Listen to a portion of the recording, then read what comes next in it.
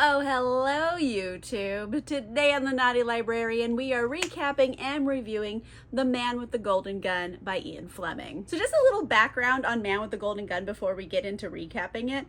This was actually published posthumously, and the whole story goes here that Ian Fleming, he wrote a first draft, but he passed away before he could write a second draft of the story. And a lot of people credit Kingsley Amis as a ghostwriter on this book, and Kingsley Amis did go on to write a James Bond novel as well. But there's really no concrete evidence to prove that happened. What I think is likely the case is that the book's editor, a guy named William Plomer, corrected things and maybe moved things around a little bit to help the story make sense, and likely consulted with Kingsley Amis and then, incorporated that advice to make the narrative as best as they could. So, overall, 99% Fleming, 1% ghostwriting. That's my take on it, but you can tell me what your take is in the comments. So second order of business here, let's get into the yikes factor, because as short as this book is, oh boy, is it problematic at times. There's the general, sexism, racism and stuff. This takes place in Jamaica. There are many Rastafarian characters in here. You can assume the racism that happens from time to time in the book. However, they threw in a whole other new flavor of problematic, and they doubled down on homophobia in this one. There's a lot of pseudoscience in this book that they're trying to use to figure out if someone could be homosexual. And okay, here's an example directly from the text in this book. If a man has 3 nipples or he can't whistle, gay. What? How many of you just tried to whistle right now?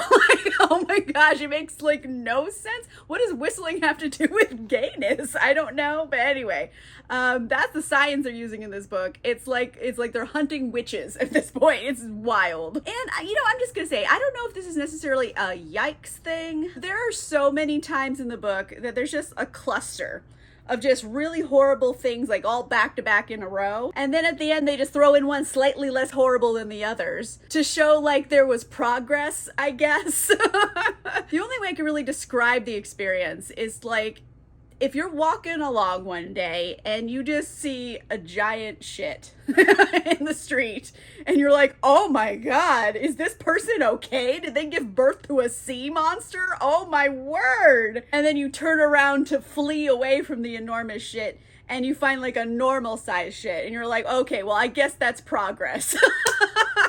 I don't know if there's a word for that emotion, but that's how this book made me feel. Wasted optimism, I guess would be the right terminology. But yeah, that was my reading experience. But let's get into what actually happened in the plot. So let's go back to the end of You Only Live Twice.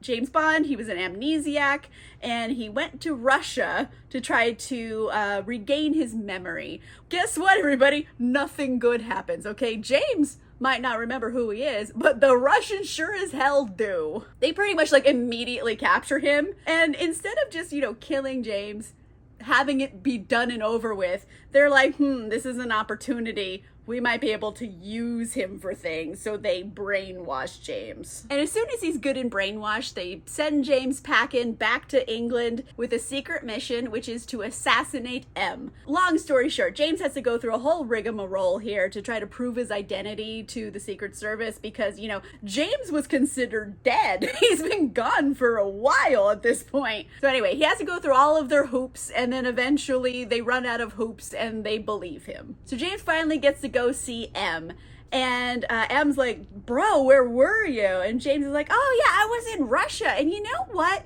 Those Russians, I think we had a bad opinion of them. They were all super friendly to me and way nice, and they just want peace. And while M is sitting there digesting this new bit of information, James whips out a gun, but it's not his Walther PPK. It's this snub-nosed squirt gun kind of a thing, and it's filled with cyanide juice. And he fires it at M, which is so dumb because you went from having an actual gun to carrying a water gun. Why? But anyway, we're here to be super campy right now, and in a super campy spy movie move, Emmy hits a button and it drops like a plexiglass shield in front of him, like you know, like the bank tellers have. So the cyanide juice just gets on the plexiglass. M's fine. James, I think something rattles loose in his brain at this point, because he's like, oh no, and he looks really sick, passes out. So now that that's over, oh boy, is M in a pickle, because on the one hand, he's just got James back, and James is his top agent. On the other hand, James has obviously been brainwashed and is unhinged right now. But nevertheless, M decides not to press charges against him because, you know, it's James. There's obviously something wrong here. TLDR on this part, he sends James off to get straightened out by some neurologists to unbrainwash him. While he's getting his brain back in order, M decides James's first mission back is kind of literally a suicide mission. Here's M's reasoning behind it. He's like, hey, if James succeeds in this suicide mission, well, it'll further straighten him out. You know, he'll get his feet back underneath him. And if he fails, well, it's better than being hung for treason, because that's what he just committed in my office. They're gonna send James after this guy named Francisco Scaramanga. And TLDR on him, okay? He comes from this long line of like Cuban acrobats. And then when he was a kid, he saw the police like kill his pet elephant. And oh boy, he full on like Kill Billed all of them for it. And after he was done, you know, murdering all these people, he's like, you know what? I enjoyed myself. I think I'm gonna like devote my career to this. So he has grown up to become a full-time assassin. And he's really good at his job. He's like a mega assassin. So he's a problem for a lot of people for many reasons. And you know what? Side note here, okay? The book describes Scaramanga as like stylish, fancy guy. He has a pencil mustache and a third nipple. Like, I don't know how Ian Fleming did it, but I think he created John Waters. Tell me John Waters wouldn't love having a third nipple, okay? And he's a fancy dresser, and he's got like the pencil mustache, and Scaramanga, he even carries like a solid gold Colt 45 at all times, you know, the man with the golden gun, the title here, but he does it for drama and fashion. How is this not John Waters? Am I right? Like, tell me I'm wrong. You can't, because he's John Waters, and it really throws off the whole reading experience when that's who you're picturing as Scaramanga. But I'm sorry, I just inflicted that visual on all of you, so if you go read the story again, you're gonna picture John Waters. I'm sorry, but here we are. Let's get back to the story. James, he goes through all of this really intense deprogramming exercises, like electroshock treatments, all of the things, but he comes back out of it, you know, hating the KGB again. So progress. So James, he heads off on the Scaramanga case. He has to chase him all over the Caribbean, and finally he catches up to him in Jamaica. And it was completely on accident, because he was just like wandering around a hotel lobby one day, and he happened to see a letter addressed to Scaramanga. Like, of all of the gin joints in all of the world, he had to walk into that one. But apparently this is how he finds Scaramanga. And it's really a short note, but it's just like, hey, the contact is arriving tomorrow at 1:15, and they're gonna meet Scaramanga at 3.5 Lovers Lane. So great, plot moving forward. James has a time and a place in which he needs to be. But before he can really get going on this, he needs to get intel, he needs to get supplies, you know, all of the spy stuff that he needs. So boop, boop, boop, he calls up his contact in Jamaica. And he doesn't pick up the phone, but guess who answers the phone? It's Mary Goodnight. That is James's former secretary, and I probably have not mentioned her before because she's never done anything of real importance until now. But yeah, for the last several books, it's been Mary Goodnight was James's secretary. But now she's been transferred to a new office in Jamaica, and James, he's like, Mary? Oh my gosh. And he still has that dog in him, so he can't help flirting with her. He invites her out to dinner. And here's the thing about their relationship in the book. I always felt it was really clear that their relationship was friendship and not romantic. It's like they flirt because they're both hot, and game recognizes game, but like they've never done anything about it. And they never really seem to have, like, the desire to change their relationship. But anyway, that night, Mary and James, they meet up for dinner. And Mary, she gives him all the info he requested, like supplies. She just brings all the stuff. And guess what, everybody? You know that 3.5 Lovers Lane? Yeah, it's a brothel. And also Mary's like, James, you can't underestimate this guy. Like, this is bad news. Like, my boss, you know, that guy you knew? Yeah, he also went after Scaramanga, and he hasn't been seen in over a week. So this 3.5 Lovers Lane is either like an amazing brothel or her boss was killed. One of the two answers, likely killed. The next morning, James goes to a Lover's Lane, and there's a little bar in the brothel, and he sits there. He meets this nice bartender lady. Her name's Tiffy, and they're having a nice enough time. She has like these 2 pet ravens, so there's like cute animals. James loves cute animals, but the vibe is ruined because guess who needs to make his big asshole entrance? Scaramanga. In Scaramanga, he's in there, he's trying to be like the tough guy, you know, but he really just comes off more so as a complete creep. Like, Tiffy's birds, they squawk for some reason, and Scaramanga whips out his golden gun, boom, boom, shoots both of the birds for no reason. And then, to top off the creep behavior, he starts sniffing the gun barrel like it's panties. And James is trying to, like, go comfort Tiffy because she's in hysterics. Her birds just got exploded, basically. And Scaramanga, like, grabs him by the arm. He's like, hey, do you want a sniff of a barrel? Just trying to intimidate him. And James is like, ew, why are you hard right now? And he's like, bro, like, I know what killing smells like. I was in Berlin in 1945, all right? Like, I've killed people too. You're not all that fucking special. So yeah, James fully repulsed by this guy. He is so gross. However, Scaramanga does not pick up on this vibe from James. He should, but he doesn't. So he's still in the mood to be insane. So he's like, James, Tiffy, you're gonna sit down with me and we're gonna talk this out. So they talk for a bit, and James, he basically introduces himself as his cover story, where he's a security expert who was sent to investigate some fires on a sugarcane plantation.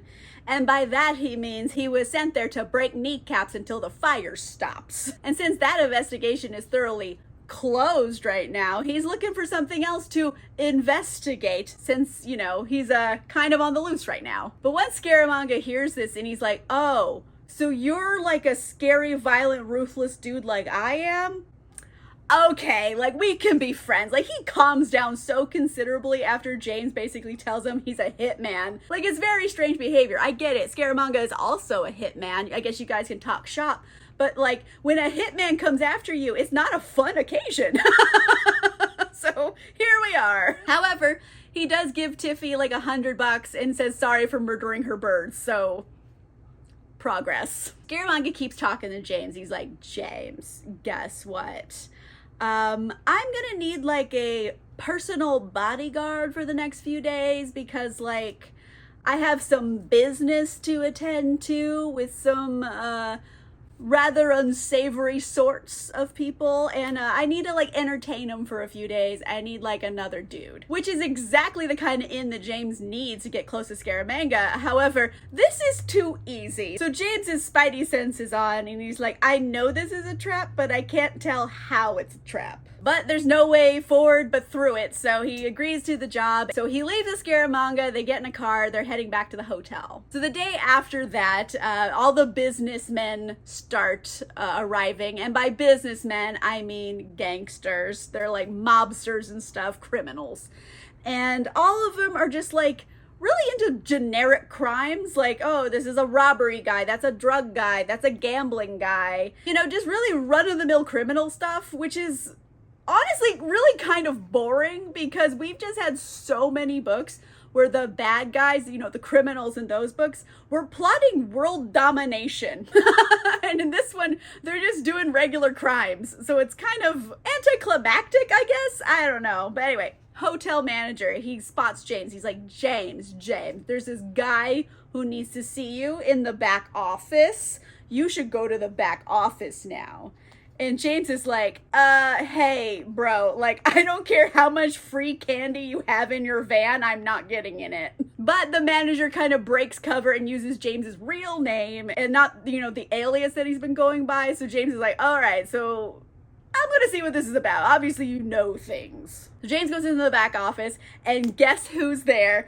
Felix fucking Leiter! Yes, come through! I love Felix, and he's back again for another adventure, because both of their cases are overlapping, so now they get to work together on them. But they both have to keep their covers, so like they part ways, and they're like, okay, well, we'll find like discreet ways to like talk to each other from now on. But back to Scaramanga's business meeting. It pretty much goes well overall. Although Scaramanga does kill one of the gangsters over a disagreement, but I mean, these are all really bad guys, so it's not that unusual for them. And after the day's work is done, it's officially party time. So the second half of James's job, outside of being like, a bodyguard, is also he has to entertain the guests. So James decides it's time to blend in, so he starts acting like a belligerent asshole like all the rest of them, and straight up, he pulls out his gun in a nightclub and like shoots a fake pineapple off of a dancer's head. Like, did he ask if it was okay if he did that? Nope. He just pulled out a gun and started shooting. What the fuck, James? Everyone's really taken aback because they're like, bro, like, no one asked you to do this. But James, he's like, hey, don't, me, what? Like, I'm cool. And he kind of recovers the party spirit because he hooks them all up with like rum, weed, and strippers. So, progress, I guess. But anyways, James is kind of tired of the party at this point. So he goes to bed and he gets woken up by someone tapping on his window. And he's like, what's this about? So he opens it and boom, it's Mary Goodnight at his hotel room. And he like helps her like sneak in to the room. And she's like, I know I'm not supposed to be here, but I had to risk it because a message came from MI6 that one of the criminals at the meeting is this guy named Hendrix, the creepy guy who never talks. Yeah, he's a KGB agent and likely they're gonna send him your description. Like, your cover's about to be blown sky high. So James is like, well, shit. There's nothing really you can do about it right now. They're either gonna find out who he is or they're not. So James, he's like, all right, Mary, thank you. Thank you for doing all this. You're very brave. Now you need to get the fuck out of my room before anyone's the wiser. But no such luck, because guess who comes into James's hotel room through a hidden door with his golden gun drawn? So Scaramanga's like, what the fuck is this going on all up in here? And James, luckily quick on his feet, he comes up about this story that, oh, Mary's my fiance and she tracked me down because my mom is sick and she had to tell me about it. And then Mary is doing a really good job of playing up like, ditzy girl, and enough to the point where I feel like Scaramanga is actually like uncomfortable with how like ditzy she is. So he's just like, all right, just fucking leave. Just tells her to go. Scaramanga sits down with James and he's like, James, want to know something wild I just heard about? Apparently, there's supposed to be like a British secret agent also in Jamaica right now named James Bond. Wow, what a coincidence that I met you, this cunning, violent Englishman also in Jamaica at the same time. What a coincidence, huh, James? Well, shit again, okay? James knows his cover is hanging on by a thread at this point. Luckily, James, he's still like doing his charming asshole routine, so he kind of plays it off as nonsense. He's like, who's this fucking James Bond? Do I seem like someone who works for the government? Like, you've met me. I shot a pineapple off a lady's head. And Scaramanga's like, yeah, all right, I'll let this one go for now. Besides, I need my beauty sleep. Tomorrow's a big day. Because tomorrow, they are going on their very own private party train. So the next morning, James comes downstairs at the hotel. The vibe has obviously changed. Like, James knows Scaramanga is already like suspicious of him already, and now Hendrix, that KGB guy, is like giving James the literal stink face, and he's like, well, fuck. Luckily, James has Felix on his side, and Felix is posing as like the hotel manager at this point. He escorts him. He's like, "Oh, sir, you needed to use the bathroom? Oh, you can use this one. It's unfinished, but you can still use it." So he kind of just escorts him over there. And they have a combined, well, shit moment because they both know they're fucked. However, James, he might still have a screw loose, okay? Because I guess his fuck it switch is on because he just doesn't care. He's just like, "Yeah, man, whatever. I mean, what a lovely afternoon for a gunfight. I guess this is what my afternoon will be today." And Felix is like, "Bro, are you okay?" But anyway, they have to part ways because James has to go get on the party train. So Felix is like, "All right, I'm gonna work on plan B." So James rolls back up to like the conference room wherever all the gangsters are like congregating, and he overhears like Hendrix and Scaramanga talking shit about him, but he can't really hear well enough, so he misses bits and parts of the plan to figure out exactly when Scaramanga is going to try to kill him, but like he knows it's gonna happen on the party train, like obviously.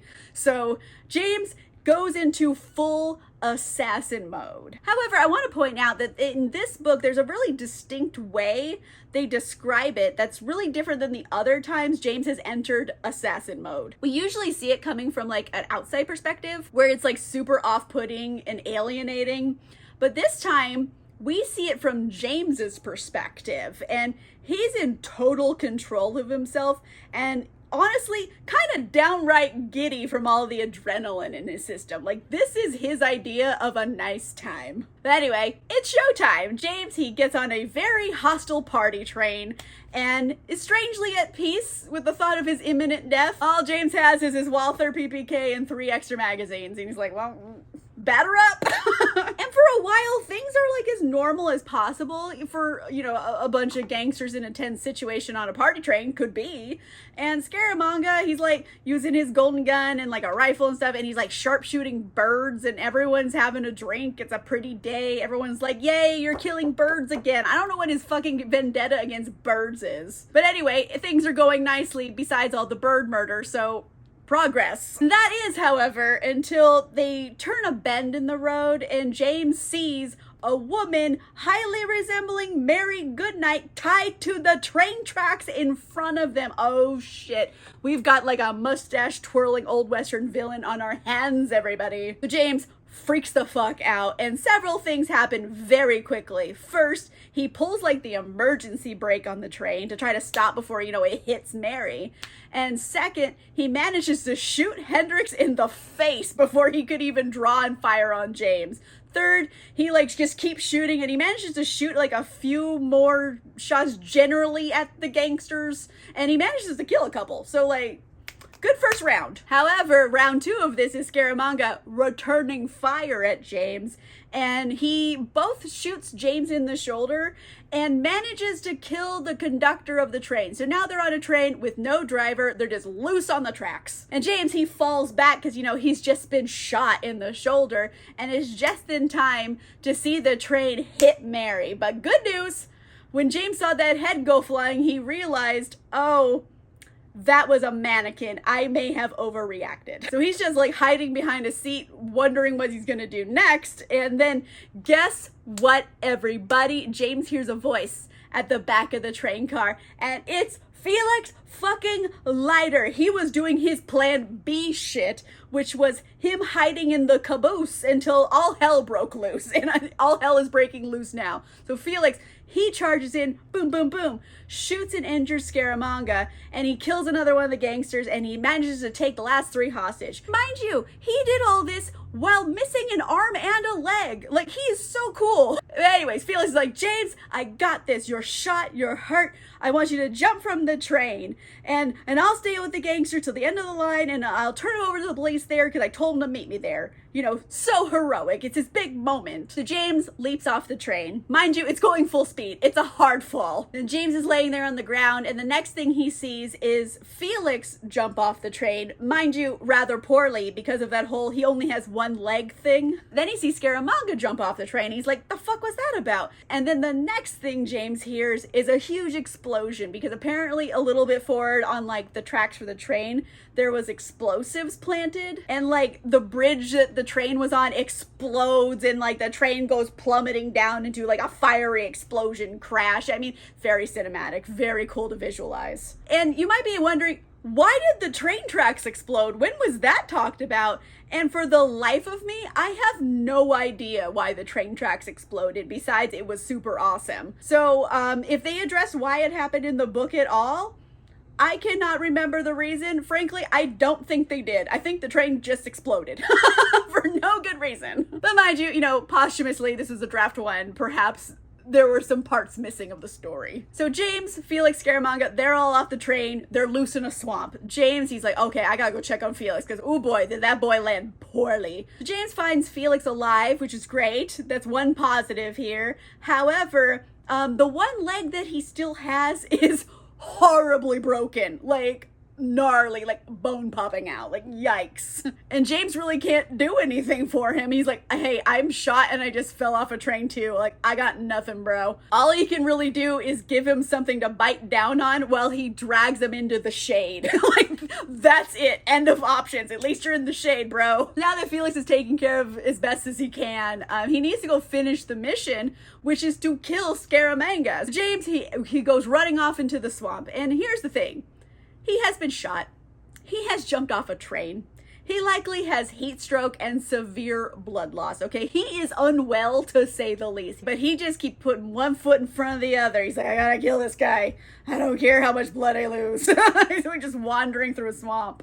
And eventually, he hears like a small cough. So James follows it back to the source, which is a very badly wounded Scaramanga just lying on the ground. Scaramanga might be injured right now, but that doesn't stop him from being full-on feral. I shit you not. He manages to grab this big snake that was near him, and he starts eating it. Raw dog. Like, just grabs it and starts taking bites. Like, why is this happening? We already understand this guy is a depraved killer.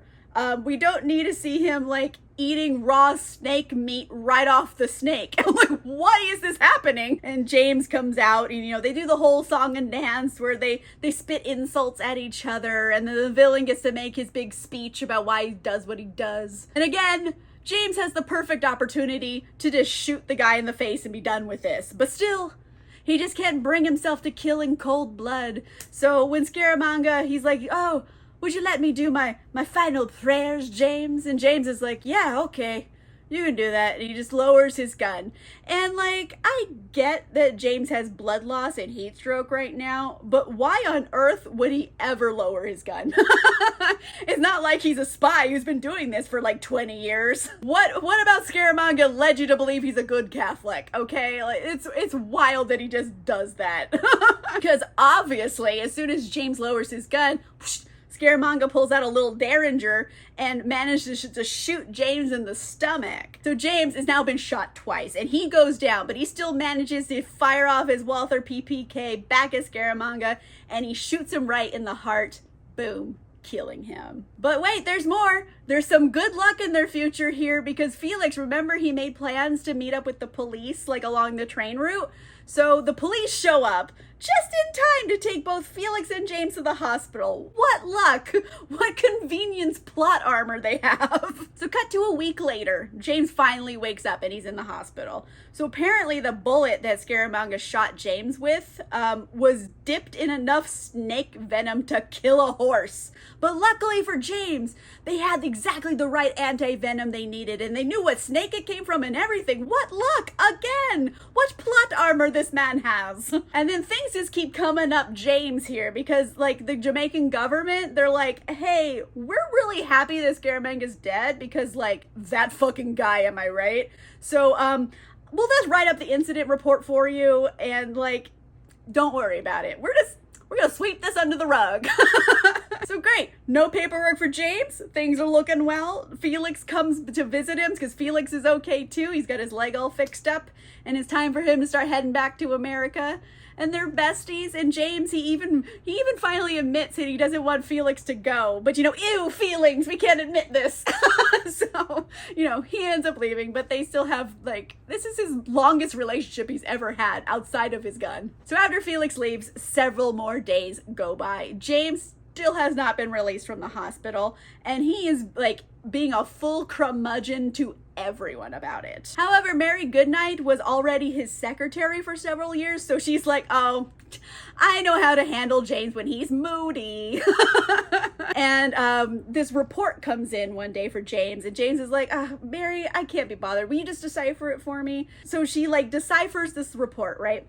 And turns out M was like super proud of the job that James did, and like the Prime Minister thinks James did a great job. Okay, they're both very proud of him, and the Prime Minister actually wants to recommend him for a knighthood. Okay, they were gonna knight him for killing a dude in Jamaica. But James is not one for publicity, okay? If his face is famous, it really hampers his ability to do his job effectively.